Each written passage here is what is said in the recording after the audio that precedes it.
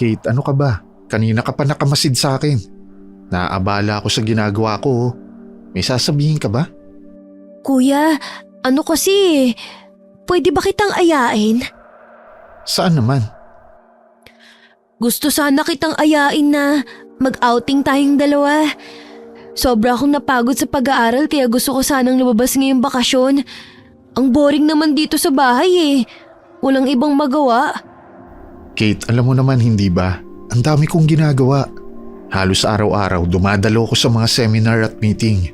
Tapos palagi may inaasikasong paperworks. Wala na akong panahon para sa mga ganyan. Pero kuya, bakasyon na eh. Magpahinga ka naman.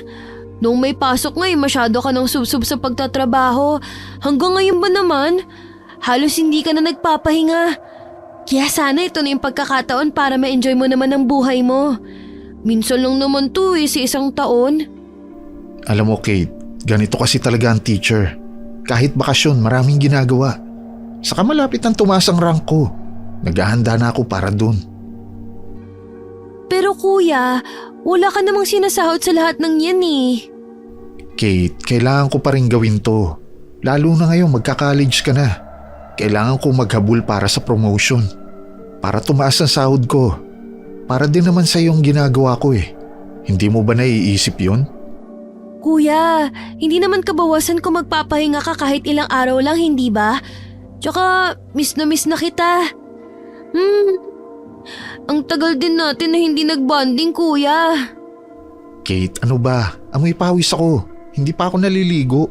Huwag kang sumiksik sa akin. Kuya naman, parang hindi ka sanay na kinikis kita. Sige na kasi, sumama ka na. Minsan lang yun magbonding naman tayo.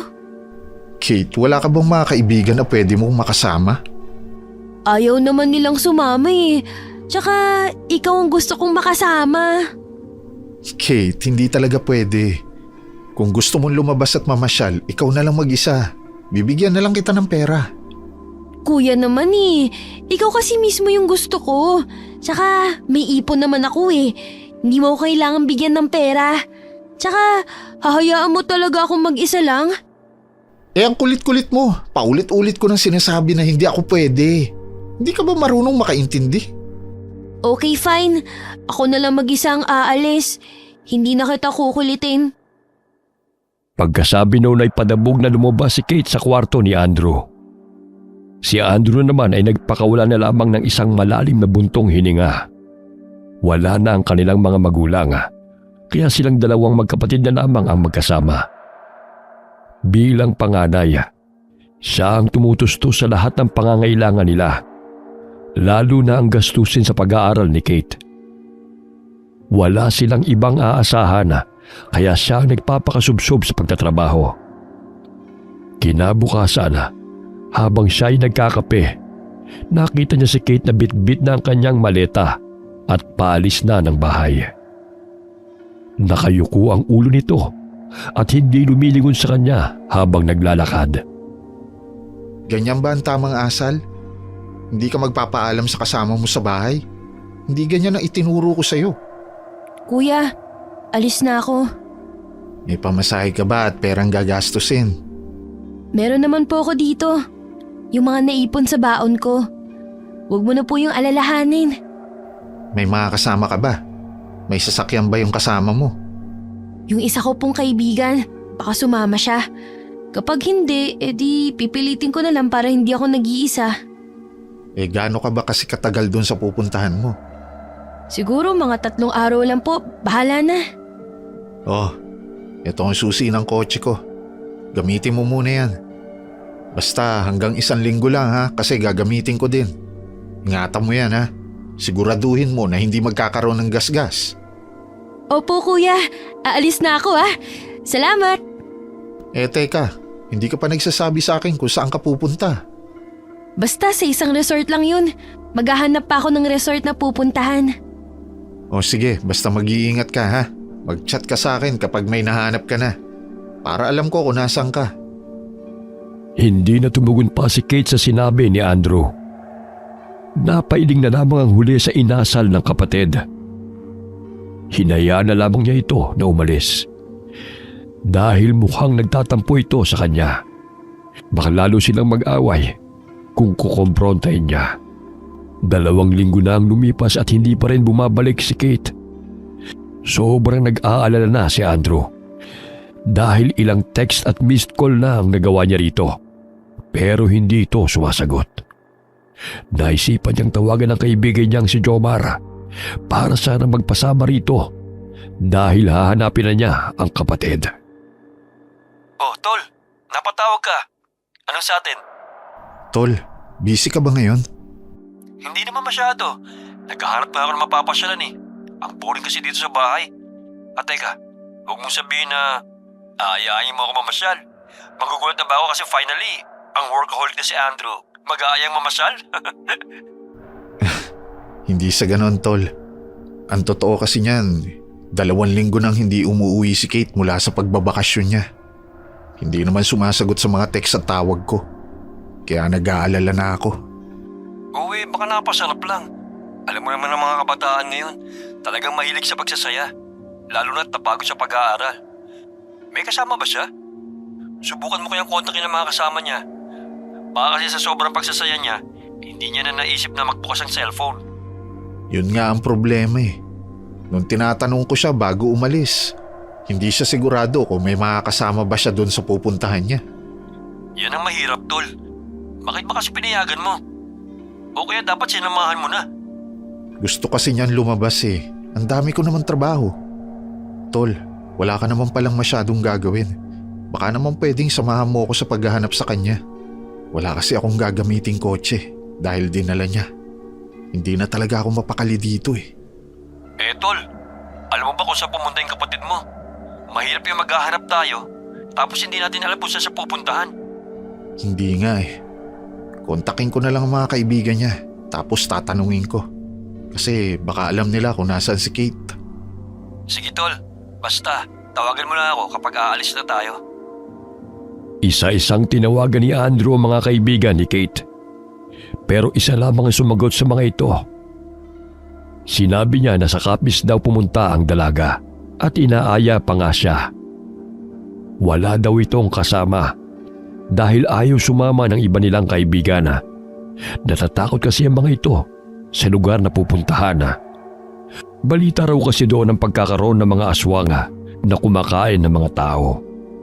Gayunpaman, hindi nito nasabi kung saan ang eksaktong lugar na pinuntahan ni Kate.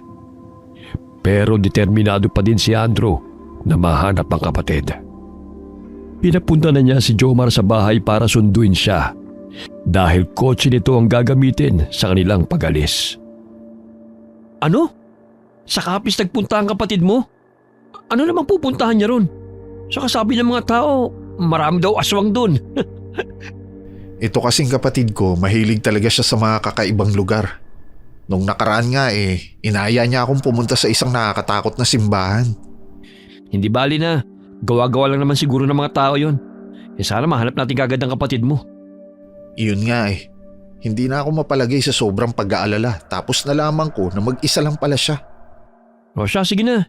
Umalis na tayo at maaga tayo makarating sa Capiz. Inilagay ni Andrew ang bag sa likod ng kotse bago sumakay sa unahan. Palabas pa lamang sila ng gate na makasalubong nila ang kotse ni Andrew na minamaneho ni Kate. Agad silang bumaba at sinalubong ang dalaga. Lumabas si Kate ng kotse na mukhang nangihina at namumutla. "Oh Kate, bakit ngayon ka lang? Pupuntahan ka na sana namin sa Capiz kasi 2 linggo ka nang hindi umuwi. Oh, namumutla ka yata Ayos ka lang ba?" Tumabi ka! Gusto ko nang magpahinga. "Oh sige, magpahinga ka na muna. Pero ano bang nangyari sa'yo? Bakit parang may sakit ka?" Gusto ko na nga magpahinga, sabi. Hindi mo ba naiintindihan? Tol, hayaan mo na muna yung kapatid mo. Baka pagod lang yun sa biyahe. Sige Kate, magpahinga ka na. Ako na ang magdadala ng mga gamit mo sa loob. Humakbang ang dalaga at dire-diretsyong pumasok sa bahay. Nasaktan si Andrew sa inasal ng kapatid at inisip na lamang na baka nagtatampo pa ito sa kanya. Umuwi si Kate na may sakit Mataas ang lagnat at matindi ang panghihina niya. Namayat at pumutla rin siya. Dahil dito naisipan ni Andrew na dalhin siya sa ospital. Pero pagdating doon, hindi matukoy ng mga doktor ang kanyang sakit. Ano? Hindi matukoy kung anong sakit ni Kate? Ganun na nga, tol. Hindi ko alam kung anong nangyari sa kanya. At pati mga doktor walang ideya sa kondisyon niya. Eh kung patignan kaya natin siya sa albularyo? Akala ko ba hindi ka naniniwala sa mga ganyan? Iba ka rin no? Eh baka lang naman. Sabi kasi nila, kapag ang sakit hindi matukoy ng mga doktor, panigurado, alam yun ng mga albularyo. Susubukan lang naman natin eh. Malay mo, doon pala gagaling si Kate. Eh di subukan natin. May alam ka ba? May kilala akong magaling na albularyo. Doon natin siya dalhin. Kinaumagahan, lumabas si Kate sa ospital at dinala nila sa isang albularyo. Nagsagawa ito ng ritual, pero hindi pa rin matukoy ang sakit ng dalaga. Sabi ng albularyo, ibang nilalang na raw si Kate. Hindi na raw siya ang totoo. Napalitan daw ng impostor dahil baliktad ang refleksyon ng kanyang mga mata. Hindi naniwala si Andrew. Nagalit pa nga siya at sinabing niloloko lamang sila nito dahil hindi kayang gamutin ang kapatid. Pero habang lumilipas ang mga araw, napansin niyang maraming pagbabago kay Kate. Hindi na ito malambing. Hindi na nakikipag-usap. Palaging tulala. Dati kasi kahit may sakit, pinipilit nitong maging masayahin para hindi siya malungkot. At ang pinaka nakakagulat sa lahat, hindi na siya tinatawag ni Kate na kuya. Kate, pwede ba kitang makausap? Para saan pa? Ano bang nangyayari sa'yo? Ang laki na ipinagbago mo mula nung bumalik ka galing sa pagbabakasyon mo. Gusto kong magpahinga. Hindi ka naman dati pa balang sumagot at makipag-usap. Pero ngayon bakit ganyan ka? Nagtatampo ka pa rin ba sa akin? Hindi ko alam ang sinasabi mo. Magsabi ka nga sa akin. May nangyari ba habang nasa bakasyon ka? Anong nangyari? Wala ka bang maalala? Bakit hindi ka makapagkwento sa akin? Natatakot ka ba? Natatakot saan? Kate, sumagot ka naman sa akin na maayos. Nag-aalala ang kuya mo sa'yo. Para saan pa? Ano ba? Bakit ba ganyan ka makipag-usap? Hindi nga yata ikaw ang kapatid ko. Dahil sa mga inasal ni Kate, sumagi na sa isip ni Andrew na posibleng hindi ito ang kanyang kapatid. At tama nga ang sinasabi ng albularyo.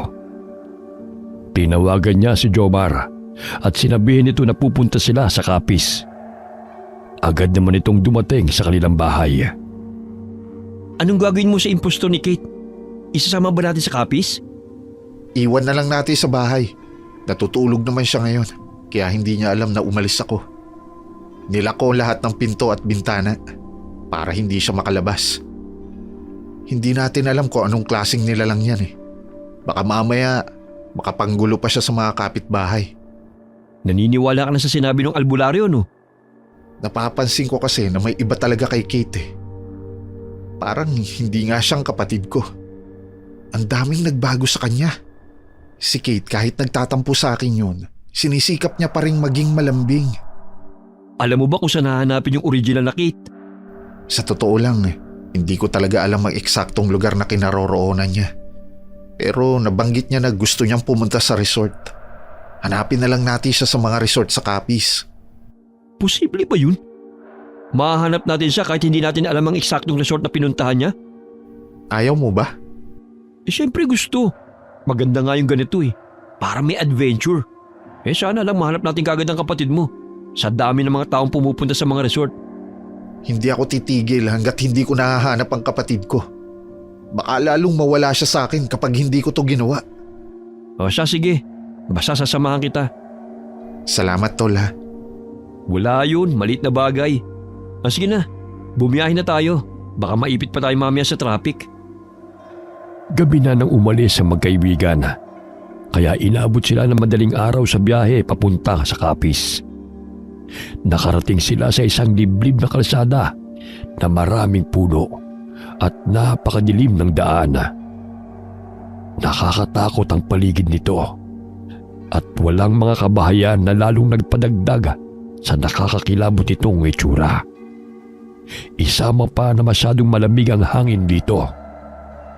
Tol, ang creepy naman dito. Parang sa horror movie ang datingan ng lugar na to. Kaya nga, ito lang kasi ang shortcut na alam ko eh. Matatagalan tayo kung sa ibang ruta tayo dadaan. Nakakapamanglaw naman. Baka mamaya, tapo ng plato ng patay. Tapos may sumulpot na babaeng nakaputi at humihingi ng hustisya. Bilisan na lang natin ng konti, tol. Mag-uumaga na din naman. Tol, teka, kita mo ba yun? Yung babae ba? Oo nga no. Anong ginagawa niya dun? Teka, totoo ba yung nakikita natin o isa siyang multo? Hindi, tol. Parang nahihirapan siyang tumayo. Tumigil nga tayo dun. Bilisan mo. Tutulungan natin yung babae? Tol, baka kung mapano yan dyan. Konsensya na rin natin dahil pinabayaan lang natin at hindi man lang natin nilapitan. Sige tol, tama naman ang punto mo. Pagkakita sa babaeng nakahandusay sa kalye, ay agad nilang inihinto ang sasakyan.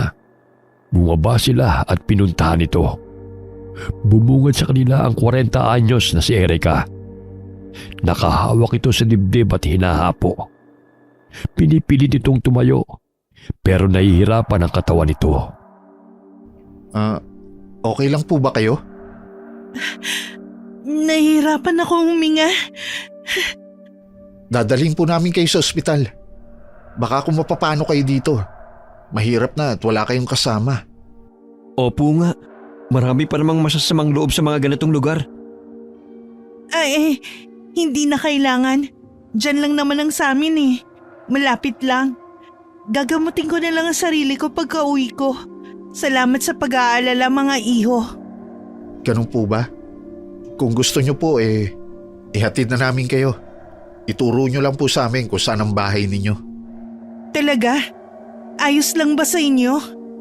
Opo, kaysa naman po hayaan namin kayo dito. Baka kung mapano po kayo dito sa kalsada. Naku, nakakaya naman pero tatanggapin ko ang inyong tulong. Maraming salamat ha. Walang anuman po. Maliit na bagay lang yon. Kumapit na po kayo sa akin at aalalayan ko na po kayo sa pagsakay sa aming kotse. Mabilis na kumapit ang babae kay Jomar. Inalalayan naman siya nito. Habang naglalakad, ngumisi ito at napansin niyo ni Andrew. Kaya nagtaka siya. Liblib at madilim ang lugar. Pagdating nila sa bahay, pinapasok sila at pinaupo sa sala. Luma ang bahay at may mga nakasabit na medalyon at ornamento sa dingding. May masamang amoy din sa loob. Naamoy mo ba yun, tol? Parang nabubulok na karne. Baka meron sila ditong babuyan kaya namamaho. Babuyan? Hindi. Ibang amoy ng baboy. Pero yung naaamoy ko dito parang patay na hayop na naaagnas na. Baka nga. Grabe naman kung ganun. Baka meron silang patay na aso tapos hindi pa nalilibing. Pero wag na tayong maingay. Baka marinig tayo ng may-ari ng bahay. Hayaan na lang natin. Sa bagay. Mukhang okay na naman ang kalagayan niya. Wag na tayong magtagal dito. Magpaalam na tayo sa kanya. Gusto niyo ba ng kape? Nagulat ang dalawa nang biglang bumungad si Erica sa gitna ng kanilang pag-uusap. May hawak itong 2 tasa at iniabot sa kanila. Hindi na po. Hindi na rin naman po kami magtatagal dito kasi marami pa kaming pupuntahan. Ganun ba? Kahit higupin niyo na lang muna tong kape para mainitan ng sikmura ninyo. Sayang naman tong ginawa ko. Ayos lang po. Maraming salamat po. Siya nga po pala. Maayos na po ba ang pakiramdam nyo? Uminom na ako ng gamot kaya okay na. Salamat sa paghahatid niyo ha. Wala pong anuman yun. Siya, aalis na po kami. Ingat kayo sa daan. Matapos magpaalam, Humakbang na ang magkaibigan patungo sa kanilang sasakyan. Unti-unting sumisikat na ang araw. Doon lamang nila namasdan ang lugar na kanilang pinuntahan. Napakaganda at kalmado ng paligid. Nagsimula na silang magmaneho at iba't ibang tanawin ang kanilang nakita. Mayroong malawak na bukid na taniman ng palay, mais at mga gulay. Maaga pa ay abala na ang mga magsasaka sa pagtatanim at pag-aani. Nakakita rin sila ng mga puno ng nyug at saging sa gilid ng bukid. Naaliw sila sa pagmamasid sa mga tanawin, kaya nakalimutan nila ang daan palabas ng baryo. Hanggang sa makarating sila sa isang resort. Uy, tamang-tama. Hindi ba sabi mo, resort yung pinuntahan ni Kate? Malay mo, dito pala siya pumunta. Maaga pa lang, ang dami ng tao ah. Baka kasi mas maganda yan sa loob. Tignan mo nga, labas pa lang nakakaakit na. Paano pa kaya sa loob? Baka nga dyan pa tayo makahanap ng cheese na aasawahin eh. Ay nako, hindi naman yun na ipinunta natin dito. Hahanapin natin ang kapatid ko. Baka mamaya malimutan natin ang tunay nating pakay. Tapos hindi na natin mahanap si Kate. Naku, hindi yan. Akong bahala. Binibiro lang naman kita eh. Hanapin na muna natin siya dito. Tapos pag hindi natin siya nahanap, saka tayo pumunta sa ibang resort. Tama. Kaya tara na. Pumasok na tayo sa loob. Pagpasok sa loob, lalo silang namangha sa ganda ng resort. Maraming magagandang bagay ang nakadisplay, tulad ng mga painting at iba pang likhang sining. May iba't ibang paninda rin sa mga tindahan at higit sa lahat, napakagiliw ng mga tao. May mga nakita rin silang mga halaman at bulaklak na nakatanim sa paligid ng pool. At isang maliit na talon na may dumadaloy na tubig. May mga cottages din na nakapalibot sa pool area at isang maliit na restaurant na nagtitinda ng mga lokal na pagkain. Libre ang pagpasok at walang bayad na entrance fee. Kaya nagtaka magkaibigan dahil kakaiba ito sa ibang mga resort. Nawili sila sa loob, lalo na si Jomar. Nakisalamuha siya sa mga tao at dumangoy sa swimming pool. Nairita naman si Andrew dahil para may ibang pakay ang kaibigan sa pagpunta roon. Si Andrew ay abala sa paghahanap kay Kate, samantalang si Jomar ay nagsasaya. Tol, akala ko ba payag ka sa napag-usapan natin? Nawala mo ng ganito dahil focus tayo sa paghahanap kay Kate. Tol, mga teacher tayo. Mga taong pagod sa buhay. Kaya dapat pag may dumadating na ganitong pagkakataon, ini-enjoy natin. Tingnan mo nga oh, wala man lang tayong binayarang entrance fee. Kaya sulitin na natin ang pagparito. Pwede naman nating hanapin si Kate habang nagsasaya. Hindi naman pwede yung ganoon. Ang dami mo nang nakausap na babae kanina eh. Paano ka makakapag-focus sa paghahanap niyan sa kanya? Hindi yan, Tol. Akong bahala. Minsan lang naman to eh, kaya sinusulit ko na. Kapag alala ha, hahanapin natin si Kate at mahahanap natin siya. O sige na, lalangoy na ulit ako ha. Woohoo! Bahala ka nga, Tol. Ibang klase ka talaga. Ay, nasaan na ba kasi si Kate? Mahahanap ko pa ba siya? Inabot na sila na maghapon sa pananatili roon dahil sa sobrang pagkaaliw ni Jomar. Si Andrew naman ay nakaramdam ng pagtataka dahil ang mga tao na nakikita niya roon kapag tinitigan ang mga mata ay baliktad ang refleksyon. Katulad ito ng refleksyon ng mga mata ni Kate na umuwi sa kanilang bahay. Gusto sana niyang ayain si Jomar na umalis na sa lugar na yon, pero abala ito sa pagpapakasaya. Pagsapit ng gabi ay nakita nila ang isang restaurant na dinudumog ng mga tao. Gutom na sila kaya tumigil muna sila roon para kumain. Pero may napansing kakaiba si Andrew matapos nilang umorder. Tol, ang weird naman dito. Iisa lang ang nasa menu at plain na karne lang talaga. Akala ko naman masarap ang mga pagkain kaya dinudumog ng mga tao. Baka kasi taga Ifugao yung may-ari ng restaurant na to. Taga roon kasi yung tita ko eh. Kaya alam ko na may tradisyon sila na kung tawagin ay watwatan. Isang karne lang talagang inihahanda at hindi na to nilalagyan ng rekado. Siguro naniniwala sila na mas matipid kapag ganun at mas maraming makakaing karne. Pero huwag ka na mag-alala. Masarap ang pagkaing watwat kahit walang anumang sahog. Sawsawang toyo o asin okay na. Baka nga ganun. Oh, nandito na pala yung order natin eh. Ang laki naman ng hiwa ng mga karne. Hindi ba sila malulugi niyan? Ganyan talaga yan.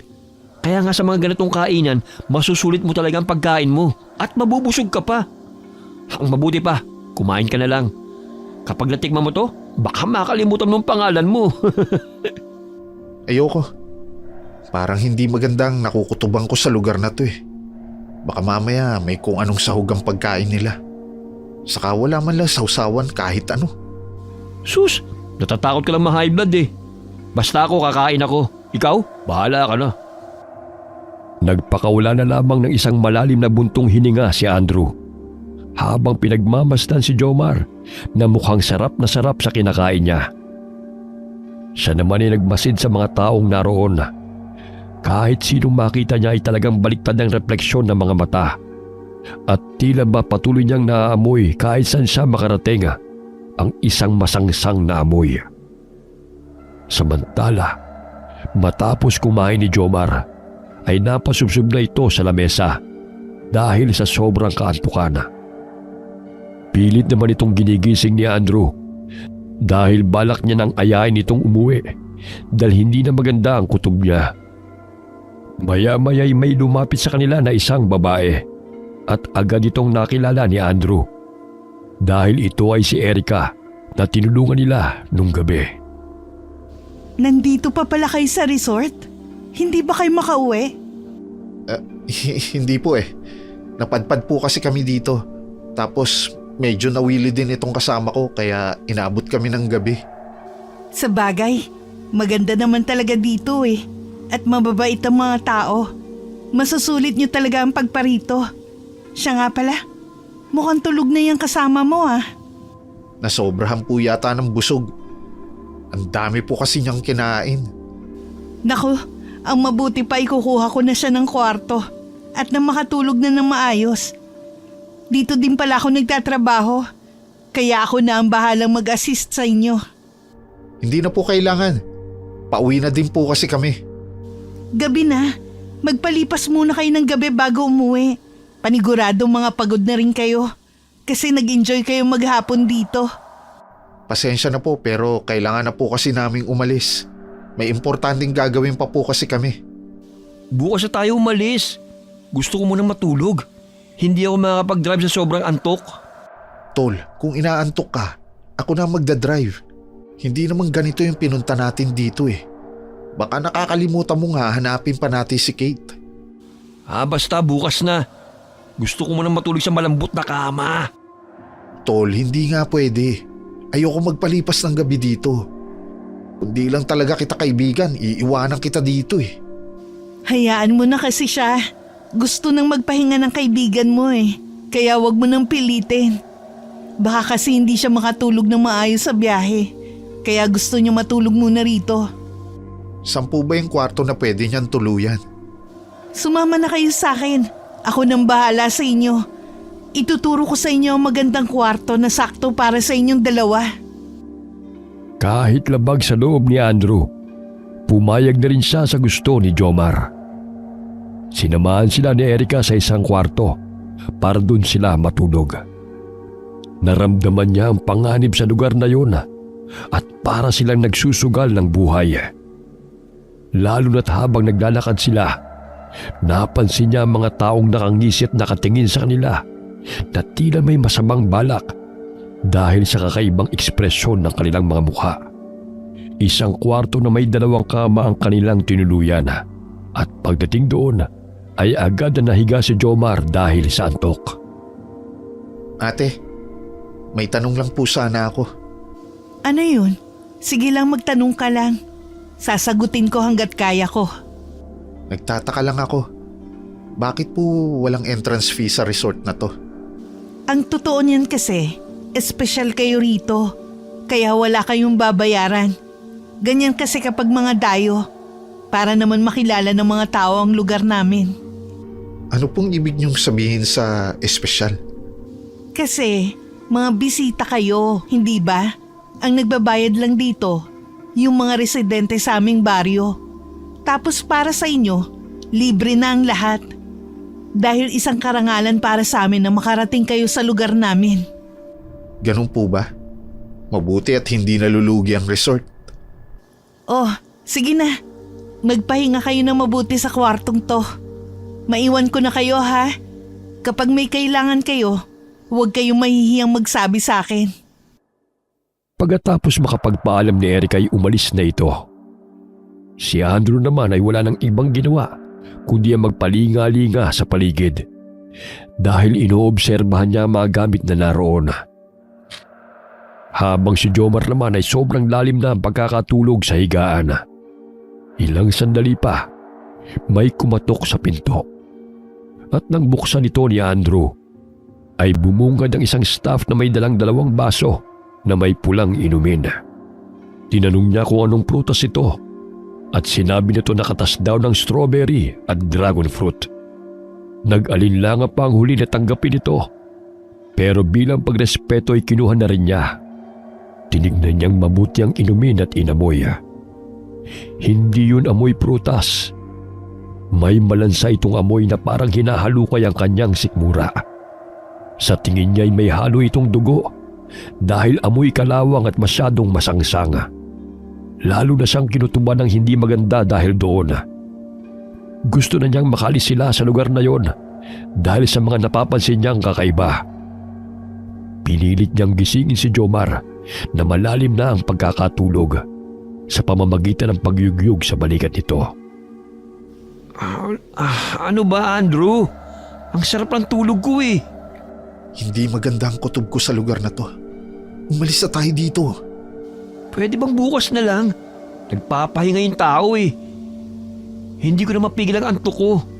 Sasakit ang ulo ko kapag hindi ito naitulog. Amuyin mo tong inumin na to.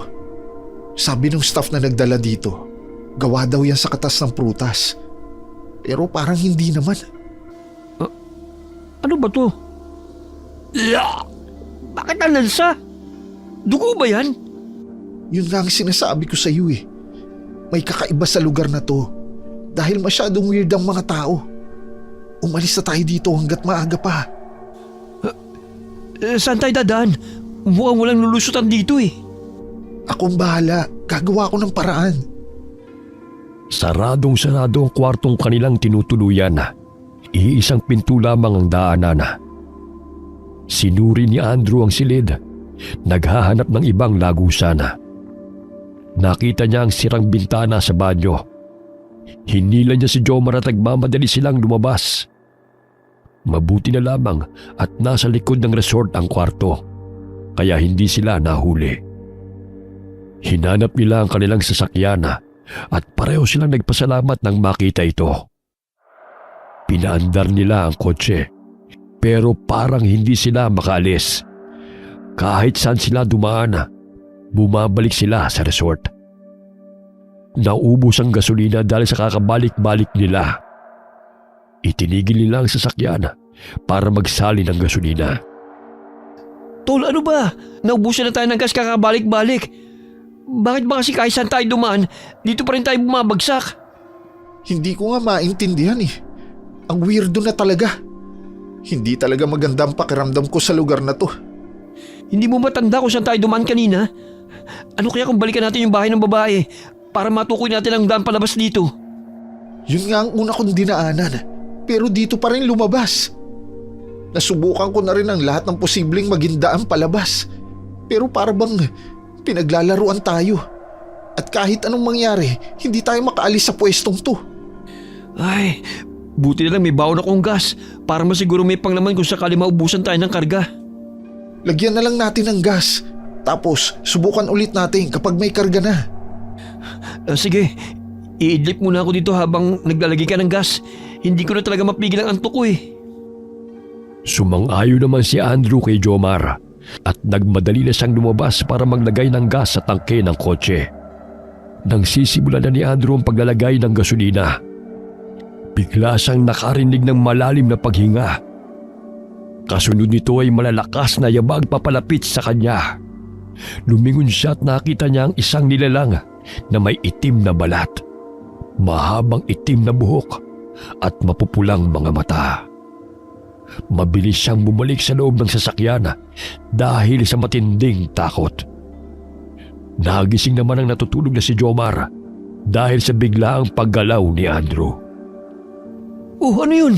Nakakagulat ka naman, tol. Ang likot mo sa tabi ko. Eh kasi tol, kita mo ba yun? May aswang! Diyos ko, ano yun? Nakakatakot ang kanilang itsura. Bigla na lang dumating habang naglalagay ako ng gasolina sa kotse. Hindi ko alam kung anong klaseng nilalang yan. Diyos ko, umalis na tayo. Baka mamaya kung ano pa mangyari sa atin dito. Baka patayin tayo ng mga nilalang na yan. Diyos ko, paano na tayo makakaalis? Bakit? Tumingin ka sa harap mo! Isang malamig na hangin ang dumampi sa kanilang balat bago pa man nila makita ang nilalanga. Isang aninong gumalaw sa dilim at ang matinding amoy ng nabubulok na laman ay sumabog sa kanilang ilong. Napasigaw si Jomar nang makita ang dalawang pulang-pulat na gapoy na mga mata sa harap ng kanilang sasakyan. Ang nilalang ay may mahaba at matutulis na pangil. Ito ay tila mga patalim na handang sumalpok. Isang ungol na malalim na nakakapangilabot ang umalingaw-ngaw sa paligid. Niyugyug ng aswang ang kanilang sasakyan, kaya para silang nasa gitna ng lindol. Pinilit ni Andrew na paandarin ang kotse, ngunit hindi ito umuusad dahil sa nakaharang na nilalanga. Sa huli na paandar nila ito, pero bumangga naman sila sa isang puno. Mabuti na lamang at hindi sila malubhang nasaktan. Kahit nahihirapan, lumabas sila ng sasakyan. Nang lingunin nila ang nilalanga, napagtanto nilang kasing tangkad na ito ng puno ng niyog. Dahil sa matinding takot, tumakbo sila ng mabilis. Pero naabutan pa rin sila ng nilalanga dahil sa mahabang bias nito. Maya-maya pa, may humila sa kanila at itinago sila sa likod ng isang malaking puno. Isang matandang lalaki, may hawak na lampara ang sumalubong sa kanila. Sino po kayo? Ako si Mang Tani, isang albularyo na nakatira sa kabilang baryo. Anong ginagawa niyo rito sa ganitong oras? Nagpapatiwakal ba kayo? Ano pong ibig niyo sabihin? Ang ganda nga po sa lugar nito eh. Tuloy na nga kayong nalinlang ng mga nakatira dito. Ang baryo na ito ay baryo ng mga aswang. Hindi niyo ba alam? Hindi po namin alam. Hindi naman po kasi kami taga rito. Sus Maria Josep, hindi niyo alam ang pinapasok niyo. Napakadelikado sa lugar na ito at walang paraan para makatakas. Mabuti na lamang at napadaan ako sa ganitong oras. Kung hindi, hindi ko na alam ang mangyayari sa inyo. Diyos ko, nakakatakot pala dito. Mantani, yung aswang po malapit na sa atin. Alam niya kung nasan tayo. Talasan niyo lamang ang pakiramdam niyo at ako na ang bahala. Kumuha si Mang Tani ng isang maliit na bagay mula sa dala niyang lalagyan. Pagkatapos ay kumuha siya ng lighter at sinindihan ito. Nang umilaw, inihagis niya ito malapit sa nilalang. Isang mahinang pagsabog ang nangyari at biglang bumalik sa dati nitong tangkad ng aswang matapos maamoy ang usok. Sinamantala ni Mang Tani ang pagkakataon para makipaglaban. Inuha niya ang espada at inihampas dito. Mabilis itong nakailag at tila ba nahulaan ang galaw ng matanda. Ginamit ni Mang Tani ang buong lakas sa sumunod na paghampas. Ngunit nakaiwas pa rin ito. Sinakmal ng nilalang ang leeg ni Mang Tani at inihagis siya sa lupa. Kahit nanghihinay, pinilit niyang tumayo. Bago pa siya muling masakmal, naunahan niya ang aswang. Sinaksak niya ito ng espada sa tiyan. Napahiyaw ang nilalang dahil sa sakit at unti-unting nalapnos at nasunog ang balat nito. Natunaw ito at naging abo. Nang makita nila Andrew at Jomar ang nangyari, lumabas sila sa pinagtataguan at nilapitan si Mang Tani. Grabe, Mang Tani. Ang galing niyo po. Para tuloy ako nanonood ng isang action movie. Daig niyo pa ang isang action star sa mga galawan niyo eh. Wala yon. Sa kalagayan ng panahon ngayon, dapat marunong kang gumamit ng sandata. Lalo na sa espada. Dahil maraming mga kakaibang nilalang. Hindi tayo nag-iisa sa mundong ito, mga iho. Mang Tani, curious lang po ako. Ano po yung ginagamit niyong pangontra sa aswang? Yung pinaputok niyo? Ah, yun ba? Pikulo yon na hinaluan ng pulbos ng tanglad. Pulbos ng tanglad? Paano naman po naging pangontra yun sa aswang? Ang alam ko po, asin o kalamansi ang ginagamit sa kanila. Iho, hindi na tinatabla ng asin ang mga gabunang katulad nila. Naiiba sila dahil masyado silang malakas. Ang tanglad lamang ang magagamit bilang pangontra sa kanila. Paano naman po naging pangontra ang tanlad sa mga gabunan? Ganito kasi yon. Ang tanglad ay masyadong matapang ang amoy at sensitibo ang mga gabunan dito. Bumabalik sila sa normal nilang tangkad kapag naamoy ito dahil nawala ang kanilang kontrol dito. Mayroon din itong taglay na lakas na maaaring makasunog kapag nasobrahan. Ito ang nakakakontra sa itim na balat ng gabunan dahil kapag pinagsama ang taglay nilang chemical, ito ay lalong iinit at mag-aapoy. Kaya kung mapapansin nyo, natulaw na lamang ang aswang at naging isang abo. Ang galing naman po. Yung espada, gawa din po ba sa tanglad?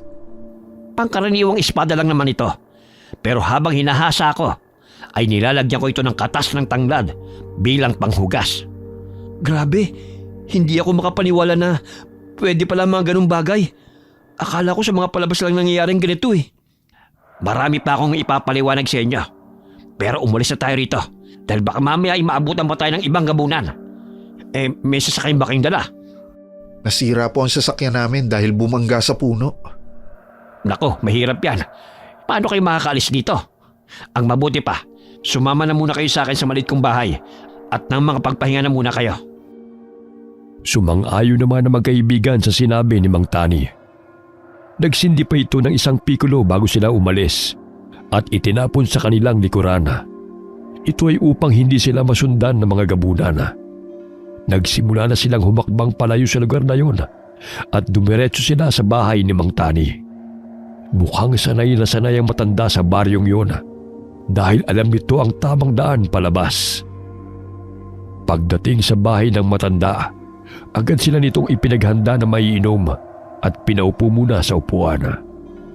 Ikinuwento naman nila ang nangyari sa kanila at kung ano ang dahilan kung bakit sila pumunta sa lugar na yon.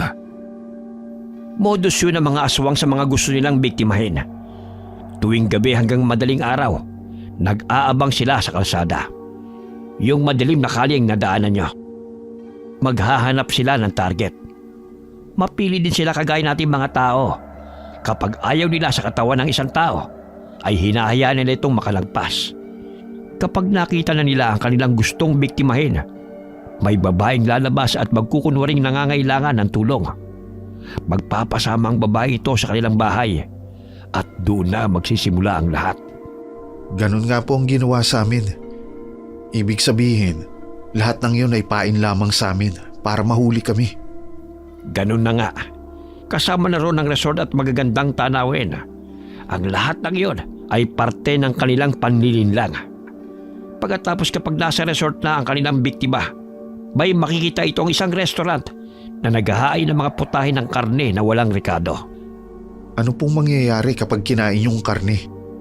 Aantukin at ang biktima ay patutulugin nila sa mga kwartong naroon. Pagkatapos ay paiinumin nila ito ng dugo na niritwalan. Ito ang makakapagpahimbing sa tulog ng tao hanggang sa mahirapan na siyang magising. Pagkatapos ang katawan ng biktima ay dadalhin sa lugar ng reserbasyon. Doon ay itatali sila at kapag may espesyal na okasyon sa kanilang baryo, saka kukunin ang kanilang katawan at ihahain bilang isang espesyal na handa. Bakit hindi na lang nila patayin ang kanilang biktima? At bakit kailangan pang linlangin para magawa nila ang gusto nila? Dahil para sa kanila, hindi raw masarap ang lasa ng karne ng isang taong pinatay. Mas masarap daw ang lasa ng karne ng taong kalmado at mahimbing na natutulog. Espesyal para sa kanila mga pagdiriwang Kaya tinitiyak nila na sariwa at masarap ang lasa ng mga pagkain na kanilang ihahanda. Sigurado ako na isa doon ang kapatid ko. Anong pwede nating gawin para mabawi namin siya doon? Isa lamang ang pwede niyong gawin. Linlangin din sila. Nagliwanag ang isip ni na Andrew at Jomar dahil sa sinabi ni Mang Tani. Tinulungan sila ng matanda na magplano. Bago ang lahat, inihanda ni Mang Tani ang kanilang mga katawan. Pinagsuot niya sila ng batong buhay na regalo ng diwata dahil ito ay pangontra sa masasamang elemento. Pinainom din sila ng katas ng tanglad na proteksyon laban sa epekto ng mga pagkain at inumin ng gabunan. Muli silang pumunta sa resort. Nagkunwaring ibang tao dahil alam nilang hinahanap sila. Naglagay sila ng artipisyal na buhok at balbas. Nagpanggap silang mag-asawa at si Jomar ang buntis na babae. Si Mang Tani sumunod sa kanila, dala ang mga pangontra. Eksperto siyang magtago, kaya nakasisiguro siya na walang makakahuli sa kanya.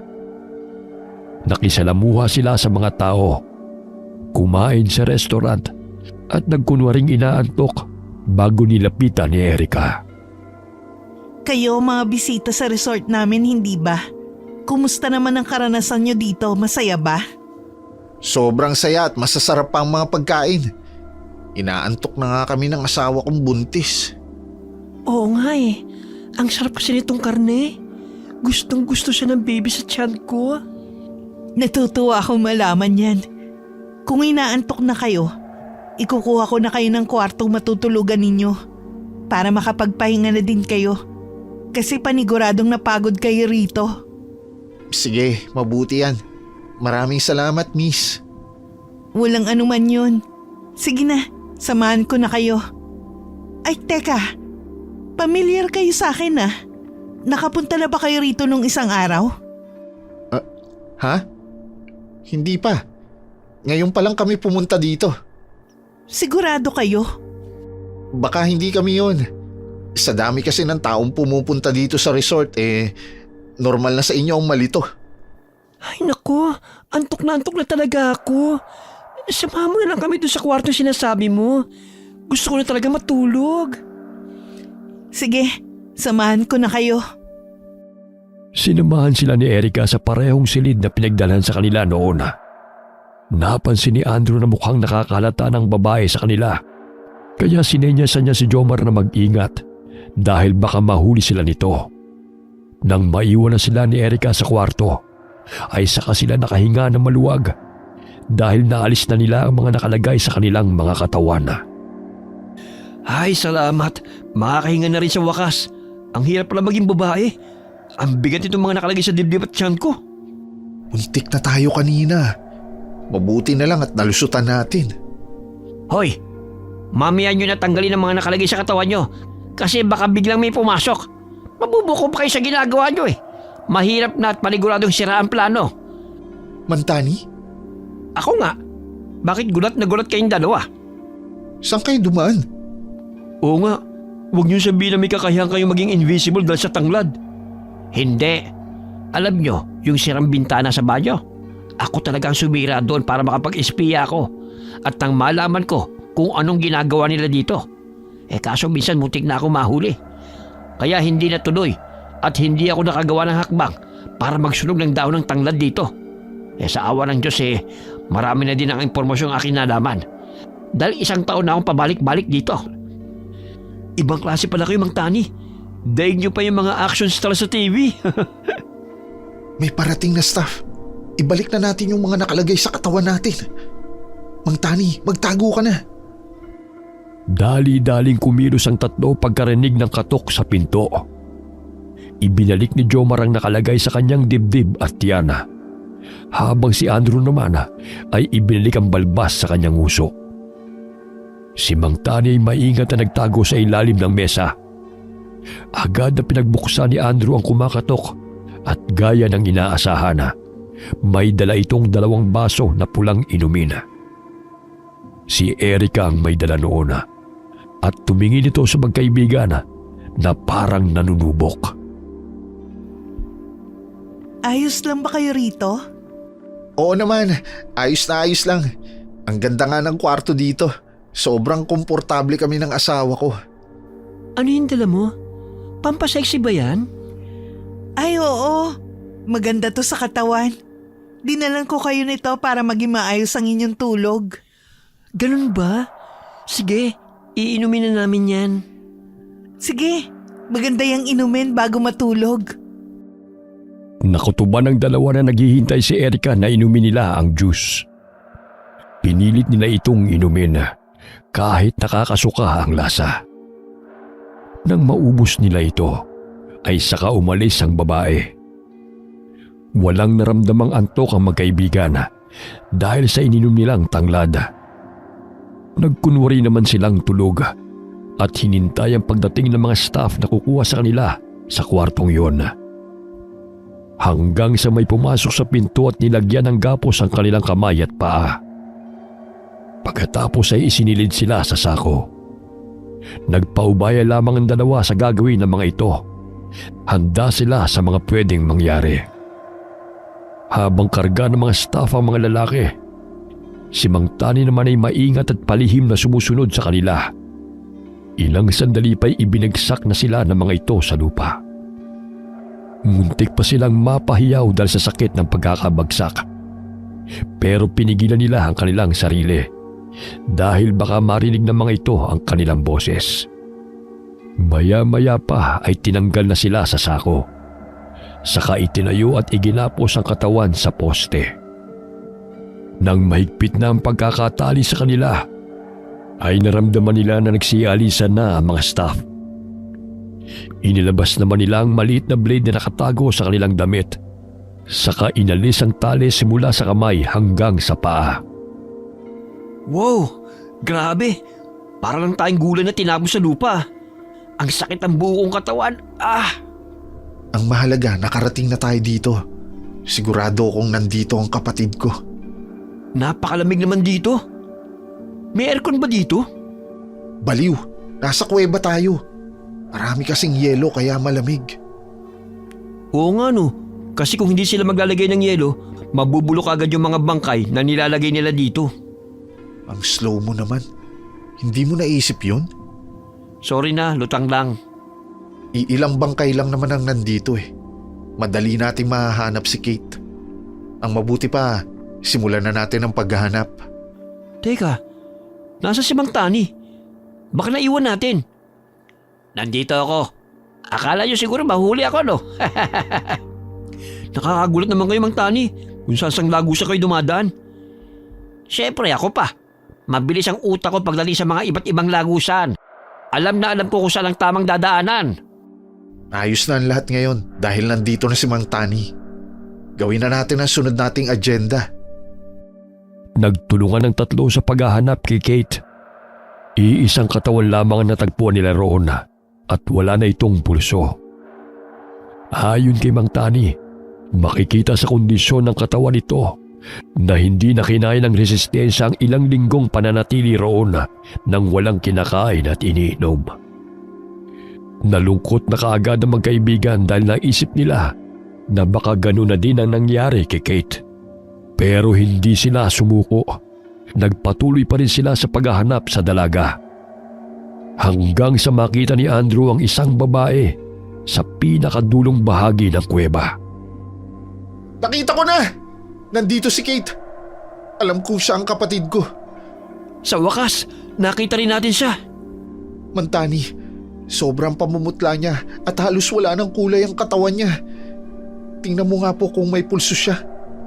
Oo, may pulso pa ang dalaga. Buhay na buhay siya. Salamat. Pero paano natin siya magigising?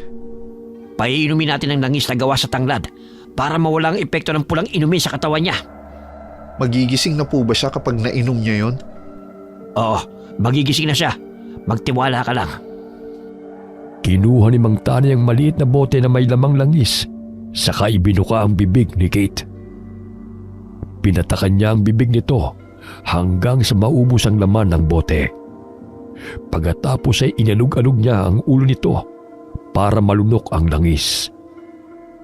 Naghintay lamang sila ng ilang sandali at maya-maya ay unti-unti nang nagkakulay ang labi ni Kate. Ilang saglit pa ay gumalaw na ang kamay nito at nagmulat ng mata.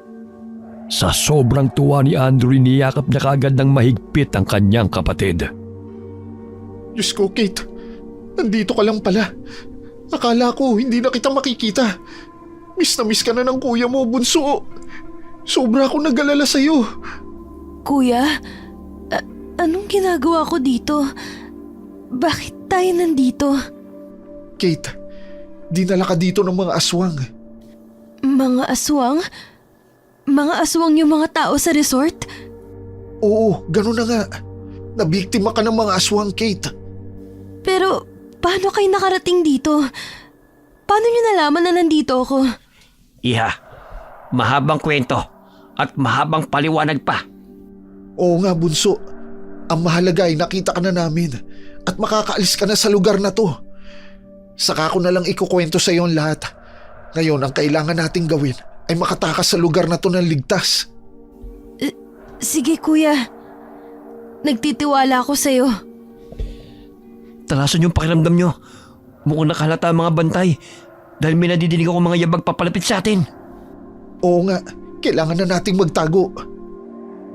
Naghanap sila ng matataguan hanggang sa maisipan nilang magtago sa likod ng mga malalaking yelo. Ilang saglit pa ay may pumasok na gabunan doon. Ito ay nasa anyong aswang at tila ba galit na naghahanap. Tiniis naman nila ang malamig na singaw ng yelo sa kanilang kinauupuan para hindi sila mahuli. Ito lang tamang pagkakataon para mapatay yung aswang. Ano po ba ang gagawin natin? Maghahagis ako ng pikulo sa mismong ulo ng aswang. Tapos saka tayo tatakbo. Mabilis tayo makakalabas dahil nakabukas ang pinto papasok dito. Yan po ba yung mga aswang na nagdala sa akin dito? Nakakatakot po pala ang kanyang itsura. Ganun na nga. Kung hindi ka magigising ay hindi mo malalaman ang itsura nila dahil hindi sila nagpapakita sa mga target nila. Mandani, malapit na po siya sa pwesto natin. Ihagis na po natin yung pikulo. Sige, gagawin ko na. Siguraduhin nyo lang na kapag naihagis ko na yung pikulo ay alis to ang inyong pagkilos. Bilisan nyo din ang pagtakbo at susunod ako.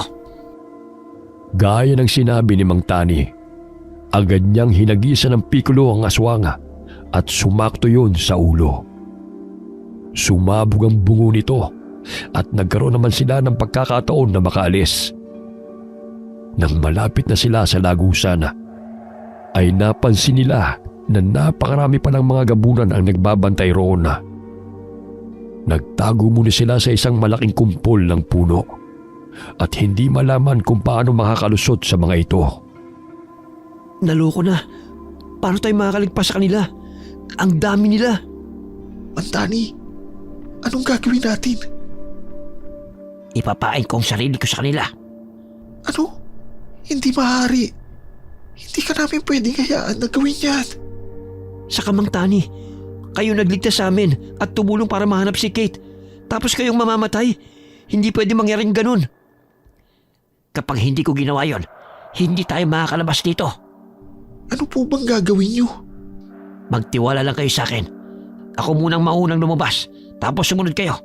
Guguluhin ko yung mga aswang para makadaan kayo. Mandani, mag-iingat po kayo. Hindi pwedeng lumabas kami dito nang hindi kayo kasama. Gawin niyo po ang lahat para makaligtas. Huwag ka mag-alala. Sanay ako sa pagkipaglaban. Alam ko kung paano protektahan ang sarili ko. Maingat na nilapitan ni Mang Tani ang mga bantay. Hawak-hawak niya ang kanyang espada at isang supot na puno ng mga bola-bolang tanglad.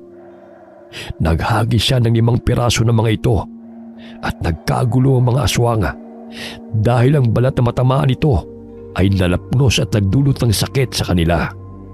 Inihagis pa niya ang ilang natitira nito sa iba pa. Napabalikwas sa mga aswang na tinamaan ito. Nagpagulong-gulong sila sa sakit at naghiyawan. Sinenyasan naman niya sina Andrew na umalis na sa pinagtataguan at tumakas habang nagkakagulo ang mga gabunan. Habang dumadaan ang tatlo, nahila ng isang aswang ang braso ni Kate. Napahiyaw ito dahil sa sobrang sakit. Nakita naman yon ni Mang Tani. Kaya gamit ang hawak niyang espada, tinaga niya ang braso ng aswang. Bumagsak ito sa lupa at nasunog. Saka naging abo. Muling sumenya sa matanda na ipagpatuloy na nila ang pagtakas, habang siya naman ay nakikipaglaban sa mga gabunan na umaatake sa kanya. Pagdating sa labas ay agad na napabuntong hininga ang tatlo. Ay salamat, nakalabas din tayo. Nahanap na din natin si Kate. Sa wakas, nakasama ko na ang kapatid ko. Ikaw kasi kuya hindi ka sumama sa akin. Eh di sana dalawa tayong nakatali doon. Buti nga hindi ako sumama eh. Sino magliligtas sa atin kung sumama ako? Hindi naman tayo ililigtas ni Jomar kasi busy yan sa mga chicks niya. Ay grabe ka naman sa akin, tol. Siyempre magtataka din ako kapag hindi ka sumasagot sa mga tawag ko. Halos linggo-linggo kaya akong tumatawag sa'yo para kumustahin ka. Biro lang, tol. Alam ko namang hindi ka makakatiis. Salamat sa pagsama mo sa akin dito, ha. Kate, patawarin mo si kuya, ha. Kasi pinabayaan lang kita. Hindi ito mangyayari kung iningatan kita. Hayaan mo na yun kuya. Naiintindihan din naman kita Nagpakasubsob ka sa trabaho para din sa akin. Sorry sa kakulitan ko Kasalanan ko din kung bakit napahamak ako dito. Kung hindi sana ako umalis, hindi to mangyayari. Huwag mo nang isipin yun. Wala namang nakakaalam sa atin na ganito ang magiging kahihinatnan ng pagbabakasyon mo. Gusto mo lang naman makapag-relax dahil napagod ka sa isang taon na pag-aaral. Ngayon, ang sunod na agenda natin ay makaalis na sa lugar na to at makabalik na tayo sa normal nating buhay. Tol, mukhang hindi tayo makakaalis. Namatay na ang mga bantay na aswang, pero nawawala si Mang Tani. Ano? Saan siya nagpunta? Hindi ko nga alam Bigla na lang siyang nawala doon Diyos ko, ito na nga ba sinasabi ko Dapat hindi natin siya hinayaan na makipaglaban ng mag-isa sa mga aswang. Paano ko siya naman ang gawing target ng mga yun? Hanapin natin siya sa loob ng kuweba. Baka nandun lang siya. Tama ka, tol. Hanapin natin siya. Hindi tayo pwedeng umalis dito nang hindi siya kasama. Nagmadali ang tatlo papunta sa kuweba para hanapin si Mang Tani. Pero pagdating doon ay wala silang naabutan ni anino nito. Naguluhan na sila at hindi alam kung saan ito hahanapin. Hanggang sa napagpasya nilang bumalik sa resort para doon maghanap. Maingat silang naglakad sa mga pasilyo hanggang silid. Tiniyak na walang makakita sa kanila. Sinuri nila ang bawat sulok mula sa mga swimming pool area at restaurant na naroon. Tinignan din nila ang mga kwarto na may pag-iingat. Nagtatago sila sa mga halaman at kasangkapan para walang makahuli sa kanila. Pero hindi nila nakita si Mang Tani. Nang mga panahong yun ay iilan lamang ang mga gabunan na nasa loob ng resort. At karamihan sa mga ito ay nasa anyong tao. Hanggang sa makarating sila sa isang bulwagan at nakita nila roon ang maraming bilang ng mga gabunan. Nagkakatipo ng mga ito at tila ba may pagpupulong. Baka doon nila dinala si Mang Tani at sigurado ko pinaghahatialan nila ang katawan niya. Punta na natin siya doon. Tol, huwag ka magpadalos-dalos dahil wala tayong dalang pangontra. Hindi mo ba naisip yun? Mapapahamak ka lang. Kuya, ang ibig niyong sabihin, itong lugar na napuntahan ko, baryo ng mga aswang? Oo, ganun na nga. Matanong ko lang, Kate. Dito ka ba talaga nagpunta sa resort na to? Hindi kuya, napadpad lang ako dito dahil sa babaeng tinulungan ko sa kalsada. Hindi talaga dito yung pupuntahan ko. Pero nawili na din ako dito kaya hindi na ako umalis. Yan na nga ba sinasabi ko Nabiktima din kami ng modus ng aswang. Ganun kasi talaga ang ginagawa nila sa kanilang mga biktima. Nililin lang nila. Sa nakikita ko, kagaya lang din sila ng mga tao. May mga pangangailangan at gustong gawin sa buhay.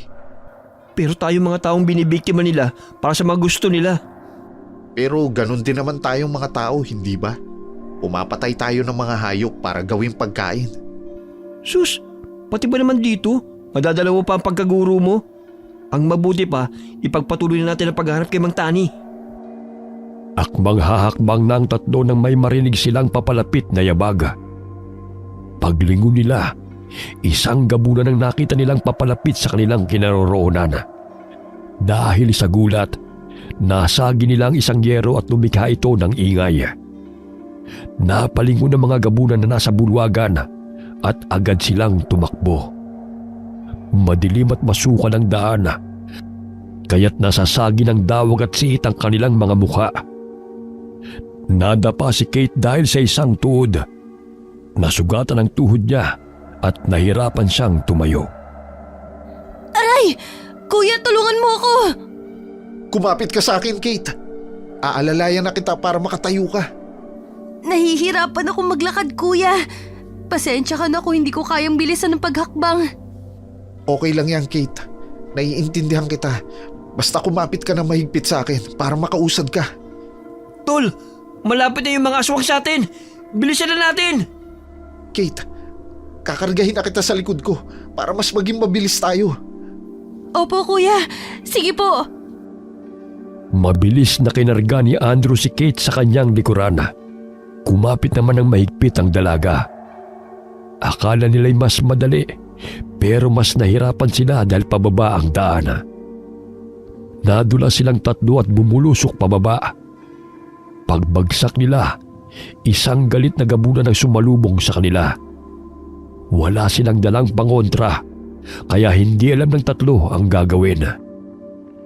Tol, baka naman meron ka pang tanglad dyan. Tol, wala na. Wala naman kasi sa akin ang mga yun. Si Mang Tani ang humawak sa lahat ng pangontra. Eh anong gagawin natin? Paano tayo lalaban sa mga to? Mamamatay tayo dito. Pasensya na, Tol. Hindi ko din alam. Tol, wala na si Kate sa tabi mo. Ano? Diyos ko, ang kapatid ko! Kuya! Tulungan mo ako dito! Nakita nila si Kate na nakataas at hawak ng gabunan sa leeg. Laway na laway ang aswang at handa ng kainin ng dalaga. Nagmamadaling tumayo si Andrew kahit masakit ang katawan. Nakakita siya ng matulis na kahoy at itinusok sa binti ng aswang. Naihagis nito si Kate at sinalo naman ni Jomar. Sinakmal ng gabunan si Andrew at inihagis sa lupa. Natakot ang dalawa at napasiksik na lamang sa gilid. Ilang sandali pa, may tumamang bilog sa aswang. Si Mang Tani pala ang naghagis nito. Humahangos itong lumapit at pinagahampas ang daon ng tanglad ng aswang. Napahiyaw ito sa sakit at natumba. Nang manghina ito, ay saka binato ni Mang Tani ng pikulo na gawa sa pulbos ng tanglad. Sinindihan niya ito, nasunog ang aswang at naging abo. Tinulungan naman ni Mang Tani si Andrew na makatayo. Saka lumapit si Jomar at Kate sa kanila. Mang Tani, buhay ka! Akala namin pinatay ka na ng mga aswang. Oo nga, Mang Tani. Nag-alala kami sa iyo na sobra. Ano bang nangyari? Nakita ko ang isang aswang na may dalang mga kakaibang bagay. Yun ang ginagamit sa pagriritual. Posibleng balak nila tayong manipulahin at lahat tayong nandito ay ikukulong nila sa reserbasyon. Sinundan ko ang aswang na yon para malaman ko kung anong gagawin niya. Sa awa ng Diyos ay napatay ko siya. Mabuti naman po at nakaligtas kayo. Sinabi ko naman sa inyo, kahit na matanda na ako, ay kaya ko pa rin protektahan ang aking sarili. Alam ko ang gagawin sa mga ganitong pagkakataon. Sa inyo nga ako nag-alala dahil wala kayong dalang anumang pangontra. Pasensya na't nahuli ako. Muntik na kayong mapatay ng aswang. Ayos lang po yun, Mang Tani. Ang mahalaga ay bumalik kayo ng buhay at ligtas. Sa inyo rin, natutuwa ako na nakita ko kayo. Ang mabuti pa, umalis na tayo hanggat wala pang dumadating na aswang. Mahirap na, baka mamaya buong angka na nilang sumalubong sa atin. Tama, umalis na tayo rito hanggat maaga pa. Kuya! Nahihirapan akong lumakad. Kumapit ka sa akin, bunso. Kakargahin na ulit kita sa likod ko. Pagkatapos na makarga ni Andrew si Kate, ay saka sila nag-umpisang humakbang paalis sa lugar na yon. Habang naglalakad ay nakita nila ang kotse ni Jomar na sira-sira na. Diyos ko, Ang mahal kong kotse. Hindi ko pa ito tapos hulugan ah. Pasensya ka na, Jomar.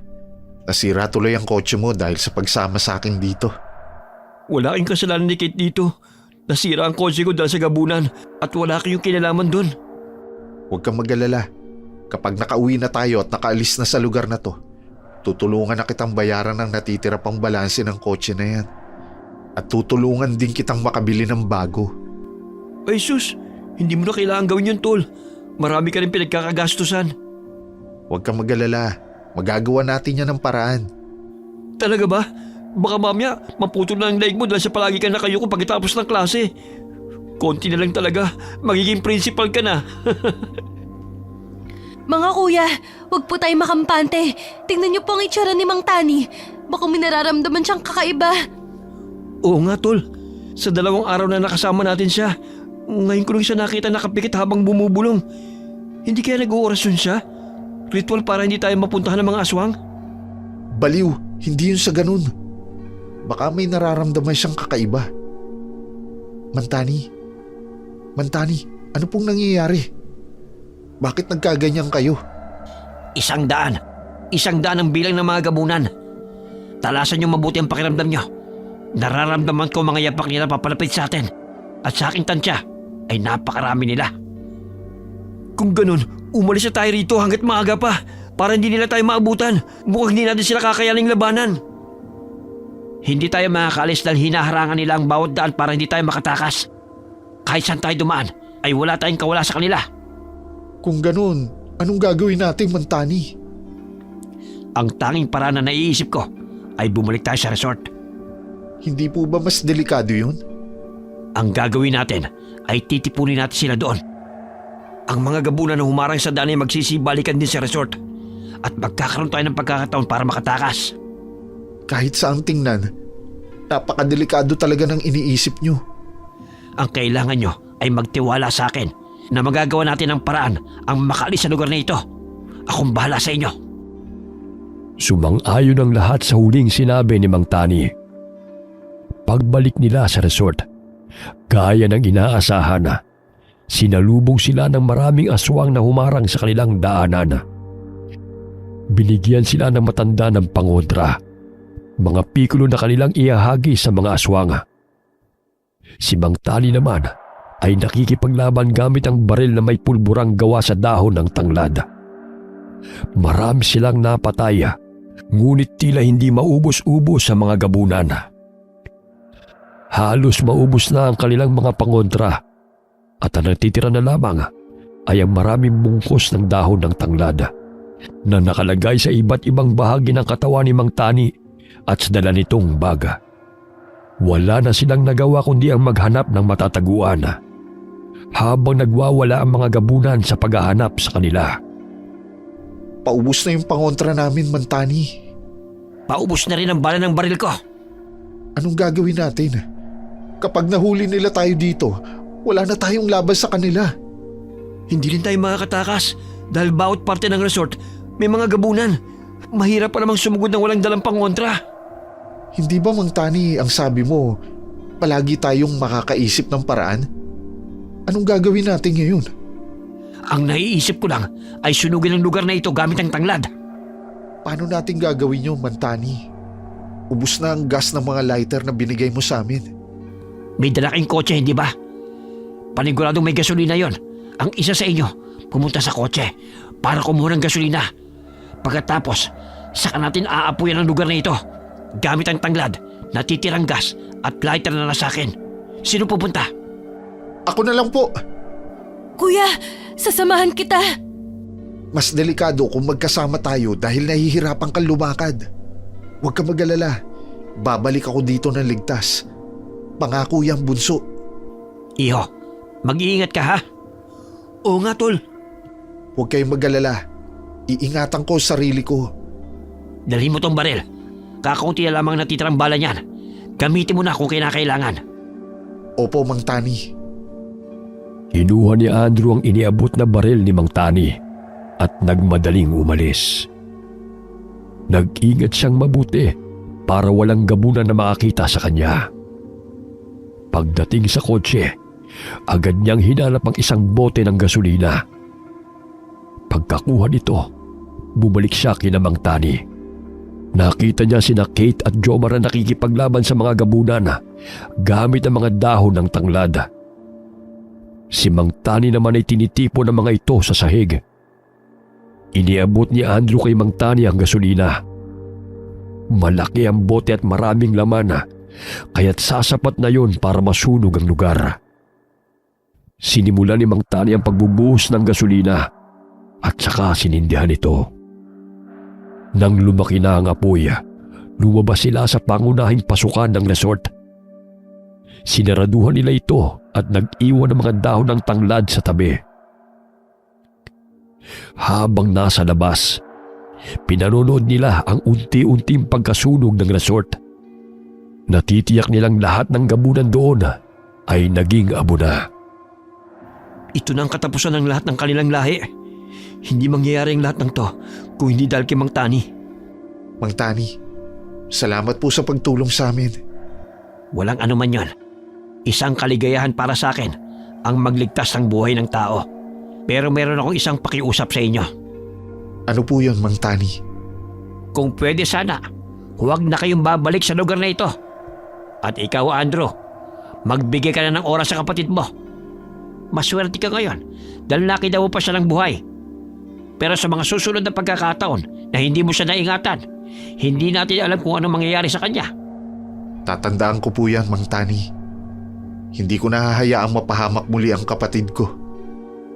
Niyakap ni Andrew si Kate habang umiiyak. Doon niya mas naramdaman ang naging pagkukulang niya sa kanyang kapatid. Nagpalipas muna sila ng isang araw sa bahay ni Mang Tani at kinabukasan ay saka bumalik sa kanilang bahay. Bumalik na sa normal ang kanilang buhay hanggang sa naisipan ni Andrew na sorpresahin ang kanyang kapatid. Si kuya naman, nakakagulat. May ginagawa ko dito tapos biglang may iaabot. Regalo ko yan para sa'yo. Hindi ka ba natutuwa? Siyempre kuya, natutuwa ako. Teka lang ha, buksan ko muna to. Sige lang. Sigurado ako na matutuwa ka kapag nakita mo ang laman yan. Wow! Plane ticket? May 2 linggo pa ang natitira bago magpasukan. Magbakasyon muna tayo sa Boracay. Talaga kuya? Pero bakit 3 yung nandito? Siyempre, kailangan may kasama kayong pogi sa bakasyon nyo. Kuya Jomar, nandyan ka lang pala. Kuya, maraming salamat ha. Simula ngayon, maglalaan na ako ng oras para sa'yo. Nagyakap ang magkapatid habang lumuluha.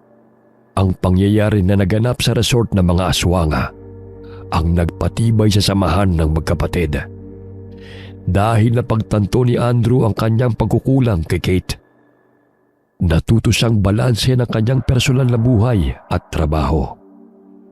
Higit sa lahat, napagtanto niya na mas pahalagahan at bigyan ng oras ang kanyang kapatid.